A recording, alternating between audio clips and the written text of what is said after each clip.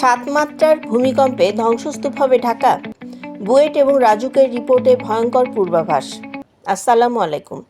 মাত্র কয়েক সেকেন্ডের একটা তীব্র ঝাঁকুনি আর তাতেই চিরতরে বিলীন হয়ে যেতে পারে 2 কোটি মানুষের স্বপ্নের ঢাকা শহর। আন্তর্জাতিক সংবাদ মাধ্যম বিবিসি বাংলা এবং রাজধানী উন্নয়ন কর্তৃপক্ষ রাজুকের সাম্প্রতিক সমীক্ষায় উঠে এসেছে এমন এক হাড়হিম করা তথ্য, যা শুনলে যে কোনো সচেতন মানুষের ঘুম উড়ে যাবে। বিশেষজ্ঞরা বলছেন, ঢাকা এখন এক জীবন্ত ডেথ ট্র্যাপ বা মৃত্যুপুরীর ওপর দাঁড়িয়ে আছে। মাটির নিচে জমে থাকা শত বছরের শক্তি যদি যে কোনো মুহূর্তে 7 মাত্রার একটি শক্তিশালী ভূমিকম্প হিসেবে আঘাত হানে, তবে চোখের পলকে ধুলোয় মিশে যাবে রাজধানীর লাখ লাখ মানুষের জীবন। আজ আমরা অত্যন্ত গুরুত্বের সাথে বিশ্লেষণ করব ঢাকা আসলে কতটা বিপদে আছে, যে কোনো মুহূর্তে কি ঘটে যেতে পারে এবং সেই ভয়ঙ্কর দুর্যোগের পর ঢাকার পরিণতি কী হবে। পুরো সত্যটি জানতে ভিডিওটি 1 সেকেন্ডের জন্য মিস করবেন না। বাংলাদেশ ভৌগোলিকভাবে এমন একটি জায়গায় অবস্থিত যার মাটির নিচে 3টি বিশাল টেকটনিক প্লেট একে অপরের ওপর মারাত্মক চাপ সৃষ্টি করছে।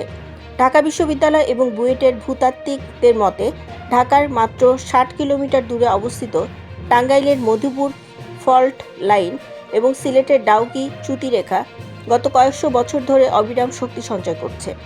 যেহেতু এই অঞ্চলে দীর্ঘদিন কোনো বড় ভূমিকম্প হয়নি, তাই এখানে শক্তি মুক্তির একটি চূড়ান্ত পর্যায়ে চলে এসেছে। বিজ্ঞানীরা বলছেন, যে কোনো দিন যে কোনো মুহূর্তে এই ফল্ট লাইনে যদি রিক্টার স্কেলে 7 বা তার চাইতে বড় মাত্রার কম্পন তৈরি হয়, তবে ঢাকা শহরকে বাঁচানো অসম্ভব হয়ে পড়বে।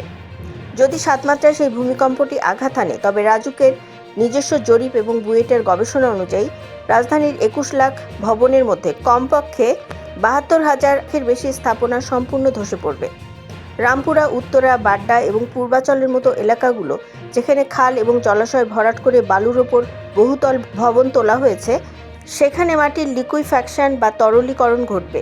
অর্থাৎ ঝাঁকুনিতে মাটি পানির মতো নরম হয়ে আস্ত বহুতল ভবনগুলো মাটির নিচে দেবে যাবে বা উল্টে পড়বে, আর পুরনো ঢাকার হিঞ্জি ভবনগুলো তাসের ঘরের মতো ভেঙে পড়বে। ভূমিকম্পের মূল ঝাঁকুনি শেষে আসল নরক নেমে আসবে তার ঠিক পরপরই। মাটির নিচের গ্যাসের পাইপগুলো এবং বিদ্যুতের হাই ভোল্টেজ তার ছিঁড়ে পুরো ঢাকা শহর 1 নিমিষে আগুনের গোলকায় পরিণত হবে। রাস্তাগুলো এত সরু যে ফায়ার সার্ভিস বা সেনাবাহিনীর কোনো বড় উদ্ধারকারী গাড়ি দুর্ঘটনাস্থলে পৌঁছতেই পারবে না। এমনকি ঢাকার প্রধান প্রধান হাসপাতালগুলোর বহুতল ভবনও চরম ঝুঁকিপূর্ণ হওয়ায় আহত লাখ লাখ মানুষের চিকিৎসা দেওয়ার মতো কোনো জায়গা এই শহরে অবশিষ্ট থাকবে না। দর্শক, প্রকৃতিকে আটকানোর সাধ্য মানুষের নেই, কিন্তু বিল্ডিং কোড মেনে ভবন তৈরি করা এবং ঝুঁকিপূর্ণ ভবনগুলোকে এখনই সংস্কার করা ছাড়া ঢাকার সামনে আর কোনো বিকল্প নেই। এই ভয়ঙ্কর পরিস্থিতি নিয়ে আপনার মন্তব্য কী?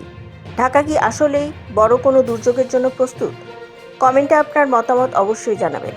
আঞ্চলিক এবং আন্তর্জাতিক রাজনীতির এমন শতভাগ নির্ভরযোগ্য, বিভ্রান্তিহীন এবং নিরপেক্ষ বিশ্লেষণ সবার আগে পেতে আমাদের বিডি হট নিউজ চ্যানেলটি এখনই সাবস্ক্রাইব করুন এবং পাশে থাকা বেল আইকনটি বাজিয়ে দিন। ধন্যবাদ।